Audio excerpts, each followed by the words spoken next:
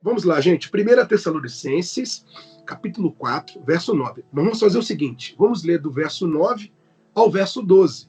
São poucos versículos hoje, até porque o capítulo 5 de 1 Tessalonicenses já é um outro assunto. Tá? Então a gente vai ler do 9 ao 12. Vamos lá.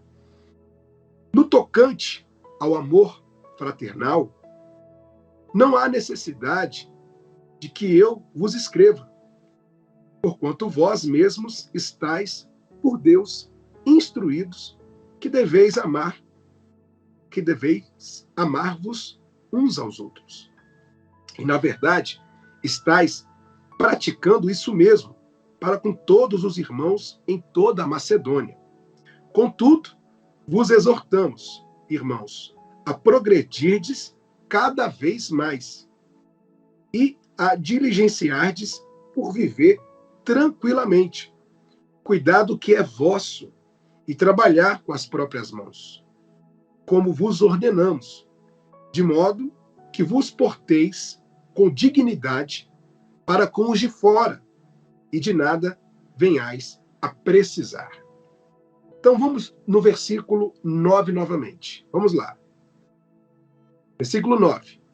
No tocante ao amor fraternal, não há necessidade de que eu vos escreva, porquanto vós mesmos estáis por Deus instruídos, que deveis amar-vos uns aos outros. E, na verdade, estáis praticando isso mesmo, para com todos os irmãos em toda a Macedônia. Contudo, vos exortamos, irmãos, a progredirdes cada vez mais. A primeira coisa que eu quero colocar para vocês aqui, nesses dois versículos, é o significado de amor fraternal. Olha só. Amor fraternal é o amor que une irmãos e amigos. Quando amamos uns aos outros, revelamos o amor de Deus. Jesus chama os seus seguidores de seus amigos e ele nos mostrou o tamanho do seu amor fraternal ao morrer por nós. O amor fraternal se expressa em ações.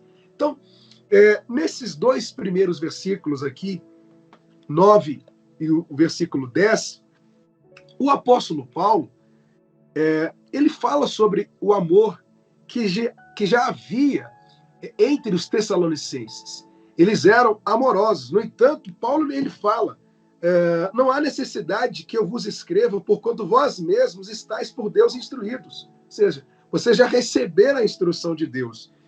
E, na verdade, Paulo diz, estáis praticando isso mesmo. Então, Paulo aqui, ele menciona a qualidade da igreja em Tessalônica.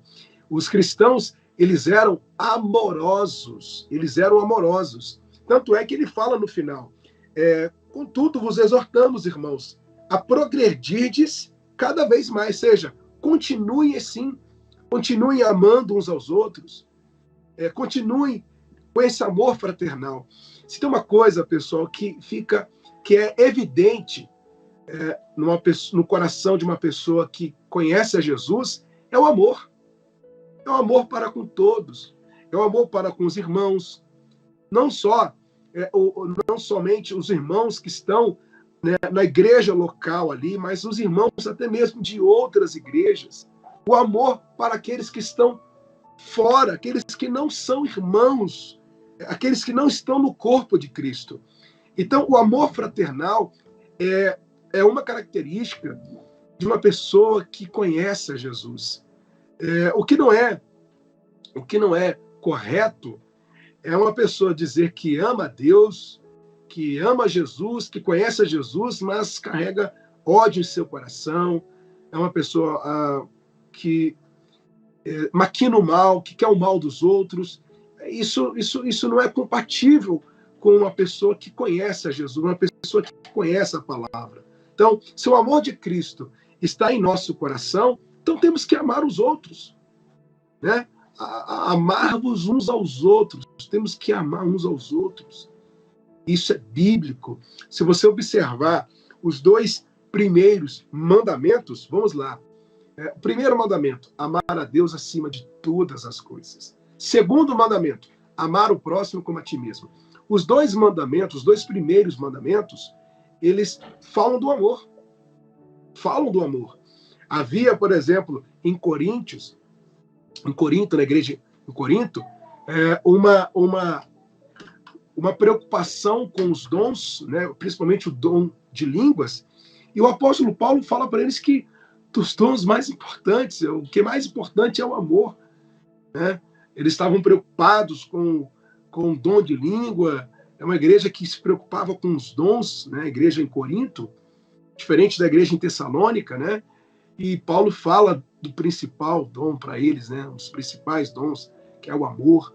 Então, assim, fica evidente que quando nós conhecemos a Cristo, quando nós temos o amor de Cristo em nosso coração, nós também amamos o nosso próximo. Vamos continuar. Verso 4 agora. Verso 11. 1 Tessalonicenses 4, verso 11. E a diligenciardes por viver tranquilamente, cuidar do que é vosso e trabalhar com as próprias mãos, como vos ordenamos. Paulo os adverte a não serem fanáticos por assuntos espirituais. A vida cristã é balanceada. A vida não pertence apenas que o corpo tenha alimento, vestuário e outras coisas necessárias, mas também que seja de tranquilidade e paz o nosso relacionamento com as pessoas com as quais vivemos e lidamos em diário comércio e trato e toda sorte de atividades. Então, nesse versículo 11, Paulo ele já fala sobre o relacionamento, né? O relacionamento dos cristãos para com todos. E o interessante é que nesse texto, né, especialmente nesse versículo, aqui Paulo traz uma ideia de vida cristã balanceada, né, para a pessoa não se tornar fanática com respeito a assuntos espirituais. É o que nós chamamos de equilíbrio, gente, de equilíbrio. Nessa semana saiu uma reportagem de uma igreja na África, se eu não me engano, acho que Quênia, né, em Quênia, de um pastor que levou as pessoas a jejuarem até a morte. Eu vi a reportagem hoje, já são mais de 80 mortos, pessoas que morreram porque fizeram um jejum. Mas que coisa é essa? O pastor foi preso. E essa igreja é uma igreja forte lá em Quênia, uma igreja de 3 mil membros. De 3 mil membros. Como pode isso, gente? E o que nós enxergamos nisso? Falta de conhecimento, né? Falta de clareza, né? Esclarecimento da palavra, e também um desequilíbrio, um fanatismo. Então, todo cristão é moderado, todo cristão é equilibrado. Né? Não existe, gente, super santidade. É super santidade. Não existe super santidade. O que existe é santidade. Né? Você não vai encontrar na Bíblia, vocês devem andar no caminho da super santidade. Não. Deus nos chamou para a santidade. Não é super santidade.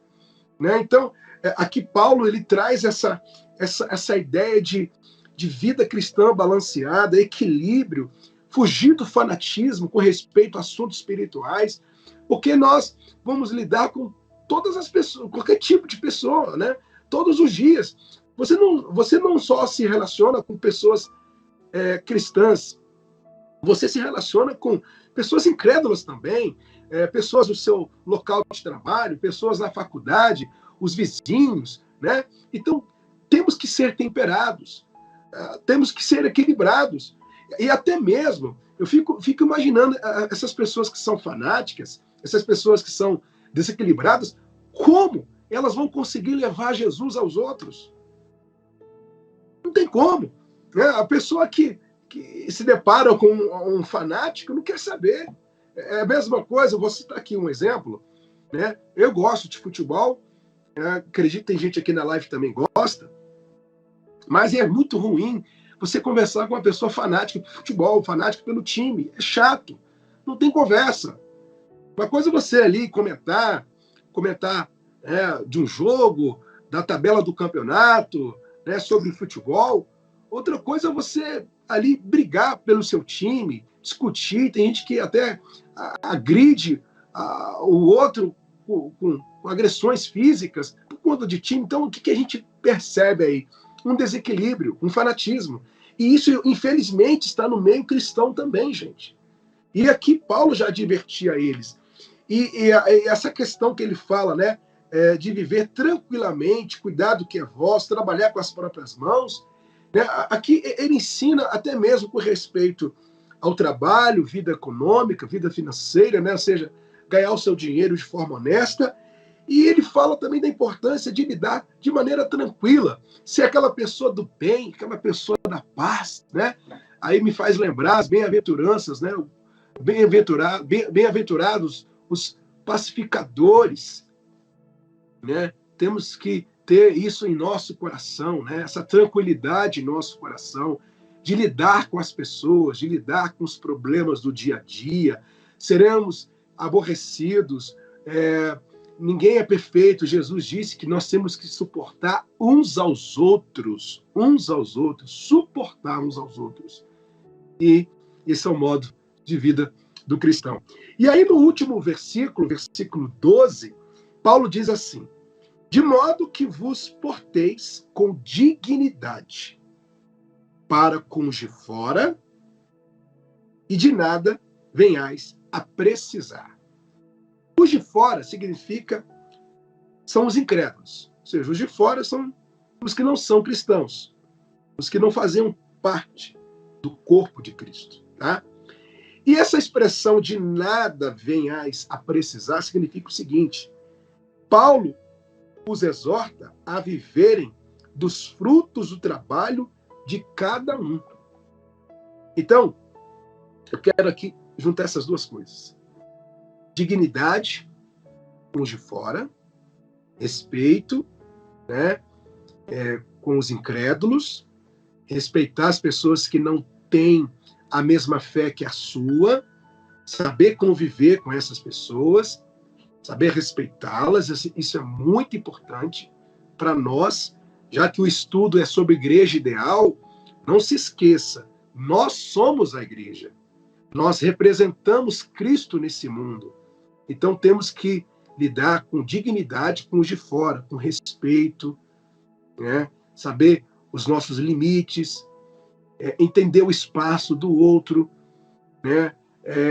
Você crê em Jesus, mas vai ver no seu ambiente de trabalho, os seus colegas de trabalho não creem em Jesus. Eles creem em outra coisa, ou não creem em nada. E aí? Você deve respeitar. Mas isso não vai te impedir de falar de Jesus, né? Por isso que eu vejo hoje nessa palavra aqui, Paulo ensinando os Tessalonicenses um equilíbrio, gente, um equilíbrio.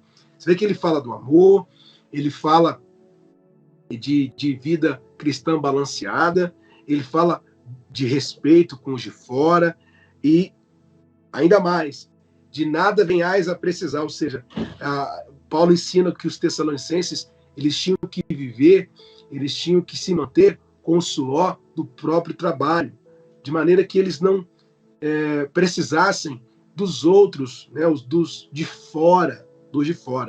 E eu quero aqui fazer aqui uma observação que antes, pessoal, na igreja primitiva, um ajudava o outro. Se você observar ler lá em Atos 2, o que está escrito lá em Atos 2? Que na medida que um tinha necessidade, o outro supria, né? O outro ajudava. Então, assim, a gente vê dentro da igreja primitiva um companheirismo, né?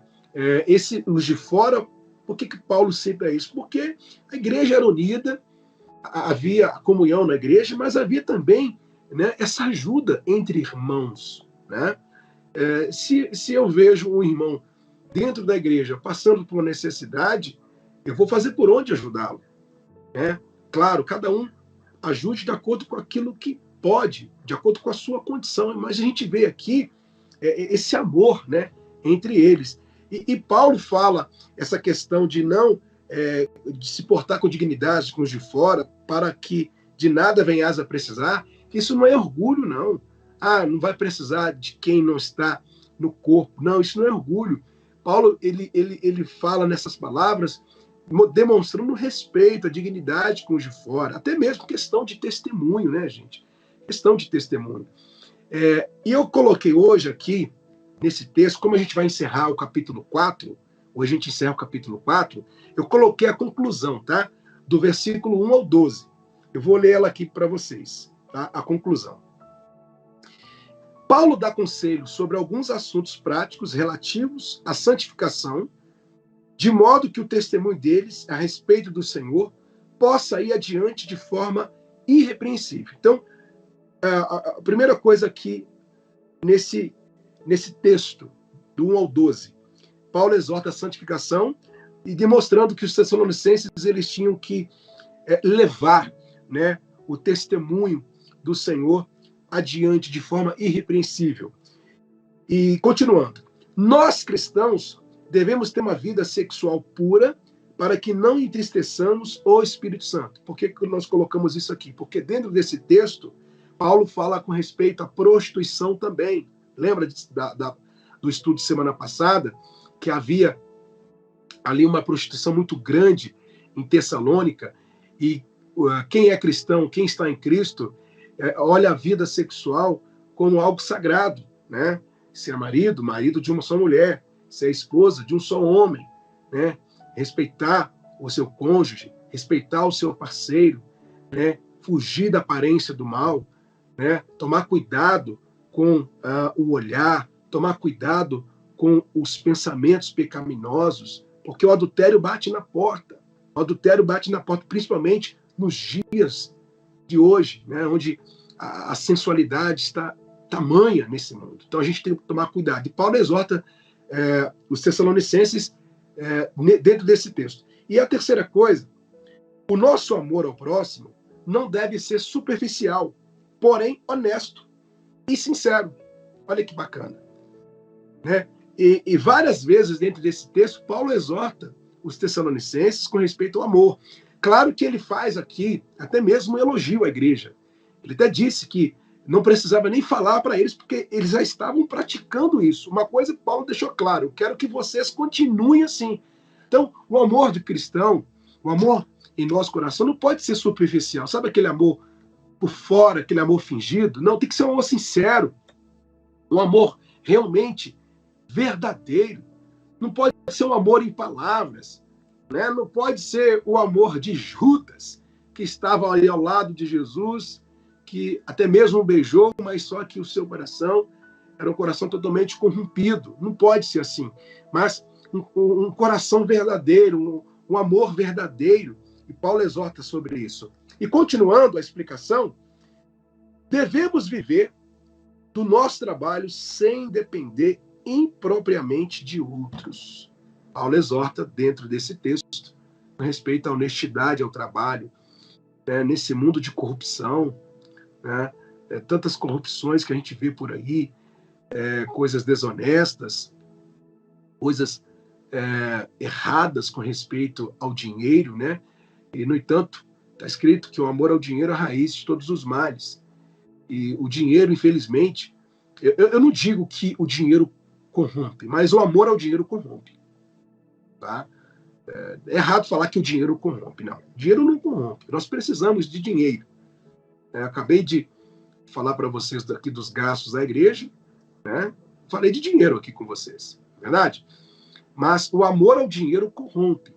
E o amor ao dinheiro leva a pessoa a viver de maneira desonesta, ganhar dinheiro de maneira desonesta.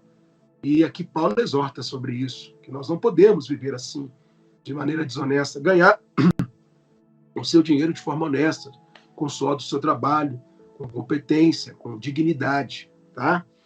E eu coloquei agora aqui, gente, aliás, deixa eu continuar a explicação, para fechar a conclusão, depois eu vou falar sobre a oração que nós colocamos.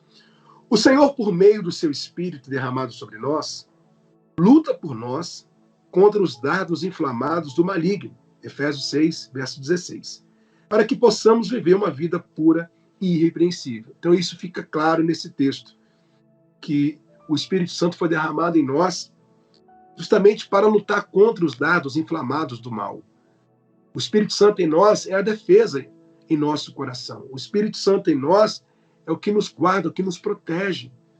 O que seria de nós sem a presença de Deus? O que seria de nós sem o Espírito Santo? Interessante que nessa semana, na aula que nós tivemos de teologia com o professor Nixon, ele falava exatamente sobre o selo do Espírito Santo, e o assunto era mais ou menos assim, que o Espírito Santo não sai, ele não se retira do eleito.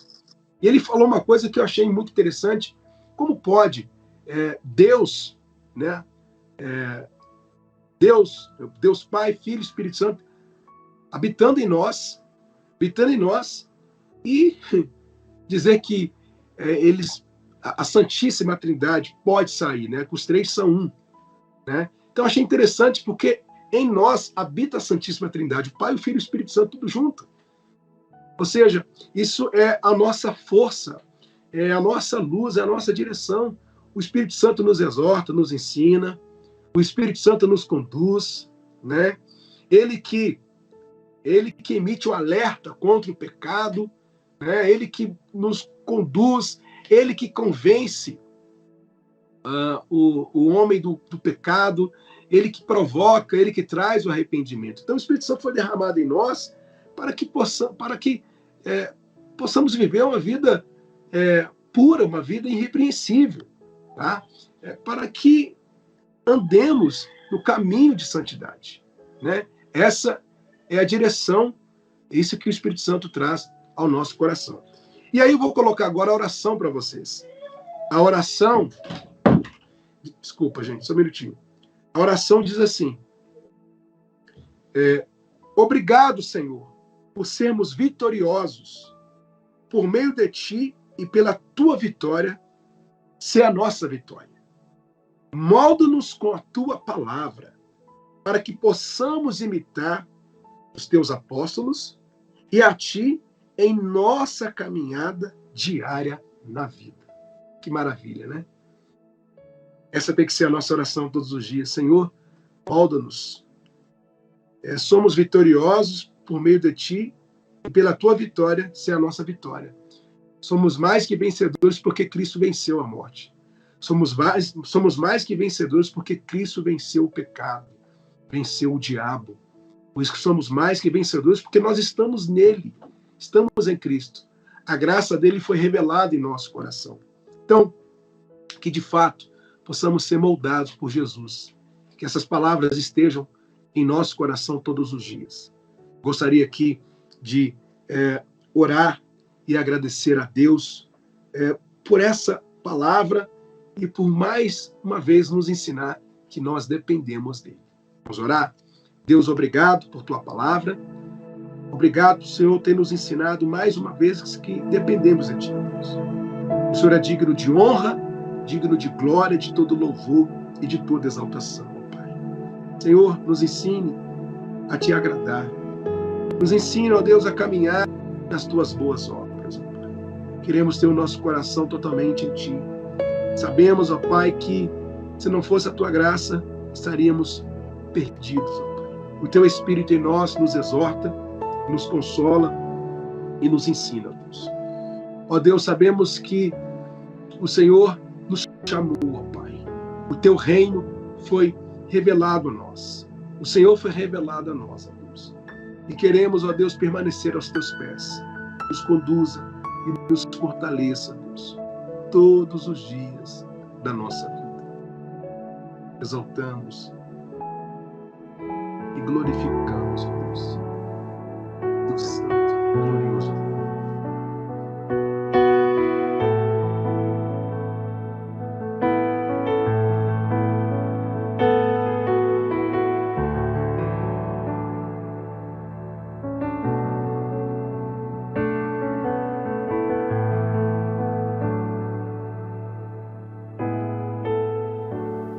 Os reinos se abalam, os povos se curvam,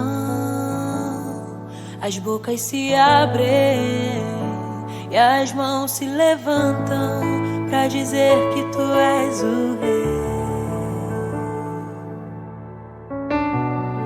para dizer que tu és o Senhor.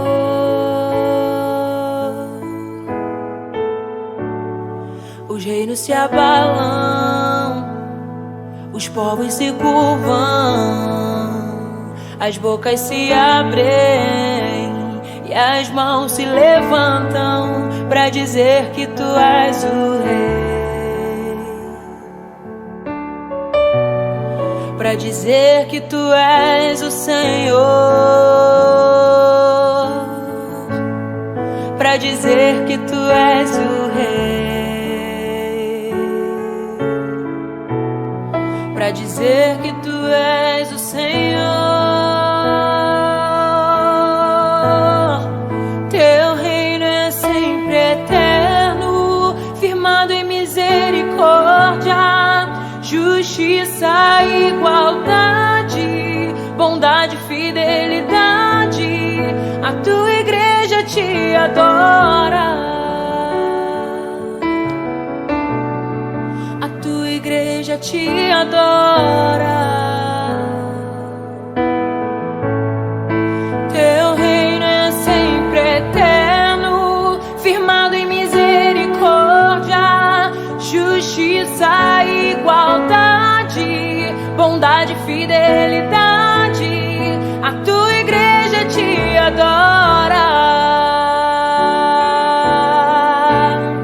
a tua igreja te adora.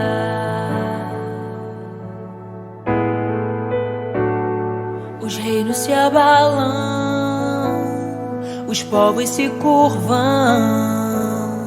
as bocas se abrem e as mãos se levantam pra dizer que tu és o rei, pra dizer que tu és o Senhor.